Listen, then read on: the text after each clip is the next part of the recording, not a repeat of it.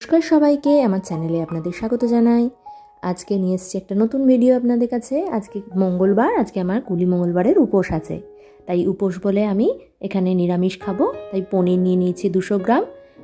আর অল্প করে ডালনার জন্য আমি নিয়ে নিয়েছি মাঝারি সাইজের আলু। আর কিছু আলু আমি চাকা চাকা করে ভাজবো বলে কেটে নিয়েছি।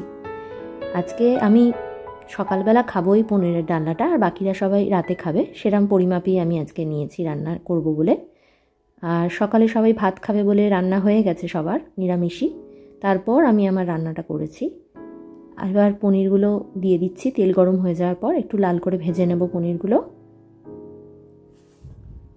আজকে কাজের মাসি আসবে সকাল সকাল, তাই জন্য একটু তাড়াতাড়ি করেই করে নিচ্ছিলাম রান্নাটা। এদিকে আমি লুচি করব, তাই ময়াম রেডি করে রেখেছি। যতক্ষণ পনিরগুলো ভাজা হবে ততক্ষণ আমি ময়ামটা মেখে নেব। আর কিছুটা ডালনায় দেব বলে আমি একটা টমেটোও কেটে রেখেছি। নিরামিষ হবে শুনে বর তো বেজায় রেগে, কিন্তু কিছু করার নেই, আমার পুজো আছে, তো সবাইকে একটু নিরামিষ খাওয়ালাম। এদিকে রেডি হয়ে গেছে আমার পনিরগুলো। তার জন্য আমি ওই যেটুকু তেল বেঁচেছে তার মধ্যে জিরে ফোড়ন দিয়ে আলুগুলো এবার ভালো করে ভেজে নেব।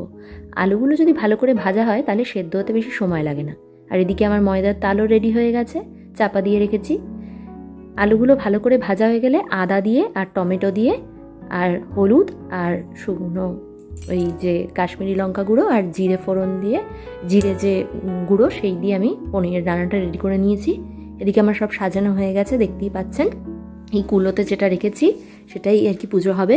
এখানে মূলো দিয়ে পুজো করা হয়, আর জোড়া কলা দিতে হয়, আর কুল পাতা দিতে হয়, আর সাথে সাইড দিয়ে বাতাসা, শশা আর কলা দিয়ে সাজানো হয়। এটা আমার মায়ের বাড়ির পুজো।